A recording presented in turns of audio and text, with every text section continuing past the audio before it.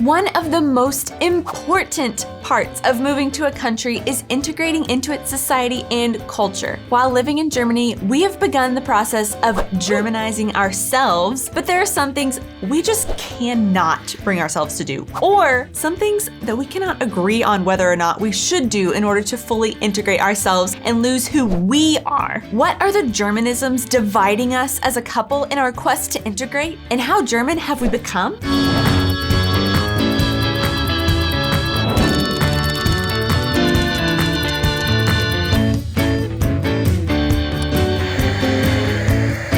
Hey guys, and welcome back to our channel. I am Donnie. And I'm Aubrey. And we are two Americans currently living in Germany and sharing all of our experiences living and traveling throughout Europe. When moving to a country, it is very important to integrate into society by learning the local language, following your new country's customs and social norms, and of course, abiding by their laws and legal systems. However, this is no easy task, and while integrating, it is also important to not lose yourself or the culture you come from. Like many countries, Germany puts a big emphasis on those moving here to integrate into society, and they offer aptly named integration courses to make it happen. These classes are 6 months of intensive German language learning, 5 days a week for 4 hours each of those days, and then concludes with a 7th month of German culture, government, and society classes. Not all those moving to Germany are required to take these integration courses, but I did because I saw it as an opportunity to help us make that transition from the US to Germany. But while we have been living here for the past year and a half, how German have we become? Well, that is exactly what we're going to talk about today in our video, Move to Germany, Become a German. Let us see what we've been learning.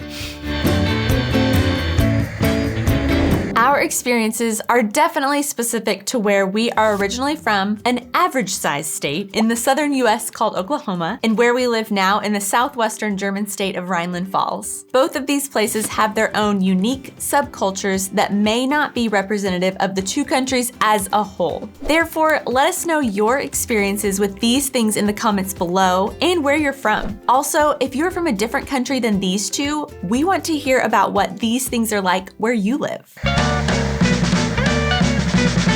One of the best ways that you can connect with a culture is through their food. Something we always make a point whenever we travel is to try the local food and get a literal taste of what life is like in that particular country. However, we had never experienced what it would be like to live in a foreign country and eat there every day in our normal lives. Would we only eat German food after moving to Germany? Would we not be able to eat our normal weekly staple meals? These were questions that we had before moving here, and somewhat to our surprise, our diets have actually changed quite a bit since moving to Germany. When we are cooking at home, we of course still make a lot of the same food that we would make when we lived in the US, because it isn't too hard to find pretty much the same ingredients here to be able to make those meals that we're used to. It also helps that some staple meals cooked weekly in both German and American homes are the same, like for example, spaghetti. However, we have noticed that we do eat a lot more German food or German ingredients that we had either never used in the US or had never even heard of before moving here. For example, one word that we notoriously always pronounce wrong,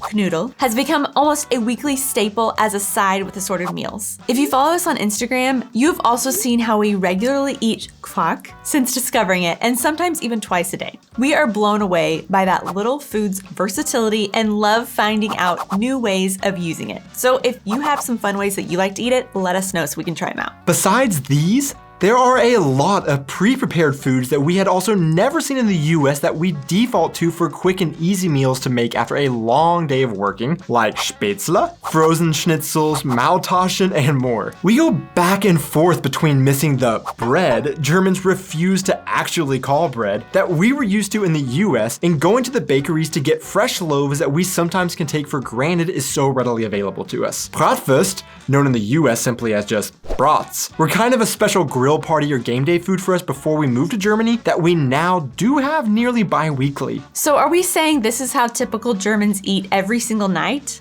Honestly, maybe not. But we aren't watching through our neighbors' windows every night to find out what they eat regularly. What we're saying is that we definitely do eat a lot of new things to us that are German foods or ingredients that we would never eat or have the option to eat in the US. So for our German viewers, what are some of your staple go-to weekly meals? Leave those in the comments so we can give some a try and see how far or how close we are to what a typical German eats in their daily lives.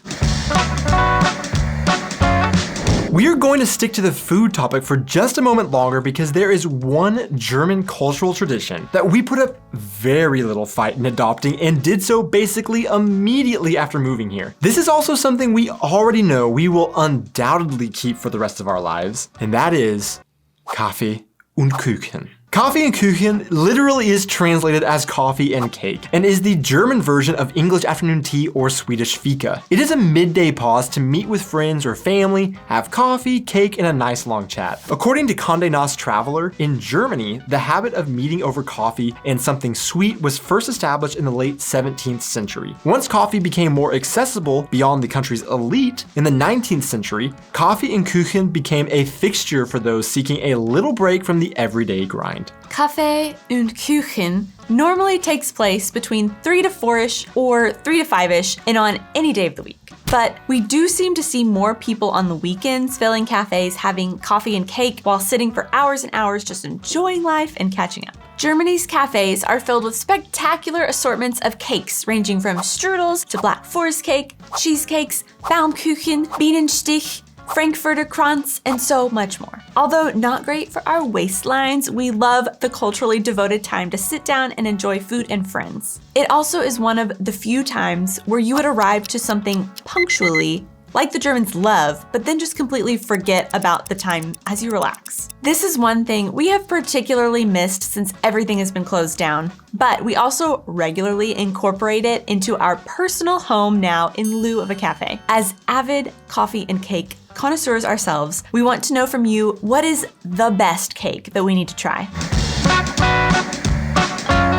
Like I said earlier, a massive part of integrating into a new culture, and is probably the most crucial thing to do, is learning the local language. You really can't engage with a society and culture without speaking their mother tongue, and if you don't, there will always be a barrier between you and the people native to the country you are in. In Germany, there is also the other factor that besides not being able to connect with the culture as well, a lot of times, German government offices will also only operate in German, so it is crucial to learn it while living here. We get asked often how we are achieving this level of integration through language learning, especially right now when we can't meet in classes, and truly one of the best ways is actually the sponsor of today's video, Rosetta Stone. Whether it is out of necessity in order to work through the German bureaucracy or just to connect with a new culture, we can tell you that Rosetta Stone is a perfect program to help you to be able to speak a language confidently and achieve these goals. Rosetta Stone is a language learning app that is unique in that you learn through immersion and association rather than just boring old flashcards and translating. We have tried learning German many different ways and have seen that we learn so much more naturally by looking at a picture and then associating it with a sound or word in our target language, just like we did as children learning our native language. With Rosetta Stone, you can learn anytime, any place, and at any skill level on your desktop, phone, or tablet. Rosetta Stone has been leading the language learning industry for over 25 years and is a brand you can trust will help you reach your language learning goals. Of course, we wouldn't be telling you about them unless we wanted our lovely viewers to actually give them a try, and we are happy to tell you that if you use the link in our description, you can get great discounts on all subscriptions,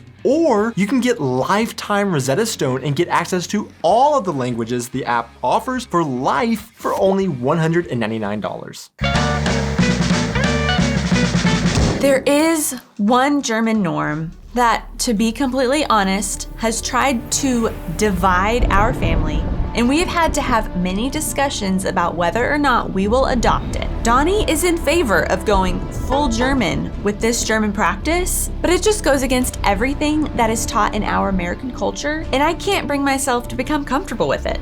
And well, that is having separate duvets on the bed for each of us to have our own. Yes, in the US, when a couple sleeps in the same bed, there will always be just one comforter, duvet, sheet, whatever the covering may be. However, in Germany, couples will each have their own duvet and not share between the two of them. This means when you have a double bed, you each have your own single duvet, and I don't think it can get any better than that. I love the idea that we don't have to fight over the covers at night. When one person rolls over and burritos themselves, the other isn't left in the cold, and I can wrap myself up in a shield from Aubrey's ice cold feet at night. Yes. But I love the closeness, and we have no barriers for when I want to roll over and snuggle when we have just one duvet. It feels kind of like a modern day compromise of the separate twin beds for a couple you would see in 1950s television shows. To me, the US has just completed the normal progression from separate twin beds to sharing the same bed and sheets, whereas Germans are stuck somewhere in the middle. They want to be in the same bed,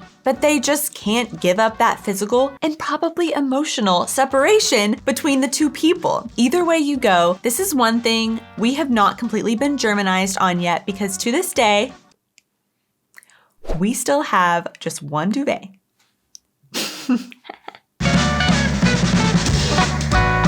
But is a single duvet the only German norm that we have not completely adopted?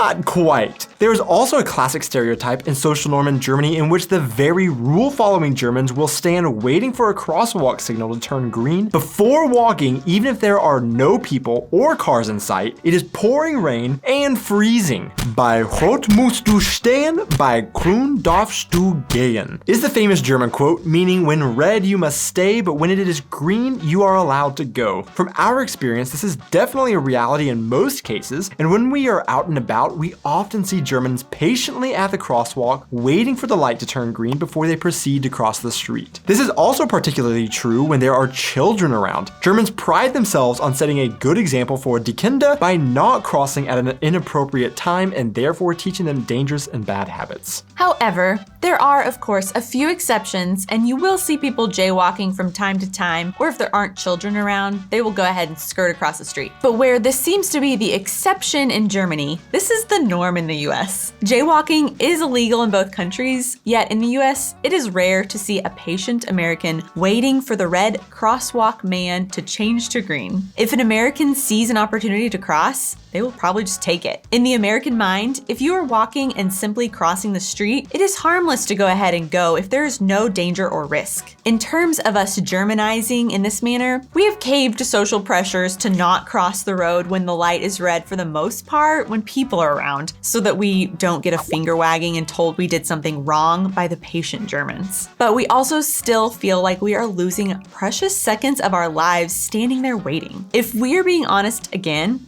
if given the opportunity, we still will revert to our American ways and get a jump start on crossing streets without waiting for the lights to change. There are countless other German habits or ways of life we have adopted, like airing out our apartment every day, taking our shoes off when entering our home, or complaining about the hot weather in the summer. But there are also some things we haven't completely been able to bring ourselves to do yet. At the end of the day, we are working on making sure we blend in with our new country by immersing ourselves in their culture while also trying to make sure we don't forget where we came from. It can be a fun and interesting challenge to do, but most importantly, we feel it is making us expand our perspectives on the world as we try to integrate, and it has been a very positive experience. Let us know in the comments below which of these habits or cultural norms or ways of life you actively do, and what others maybe we should also start considering to try out. We hope you enjoyed this video, and if you did, please hit that like and subscribe button, and to let us know who made it this far in the video, comment if you would rather wear socks and sandals for the rest of your life or American football team jerseys. We will see you in our next video. Cheers! Good. We are blown away by that little food's versatility. We are blown away by that little food's I keep wanting to say diversity.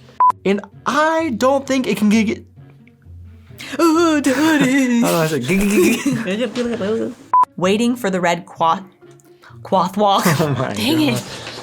I do a lot of hand motions under the table if you haven't noticed. That's why I put my hands up here. But I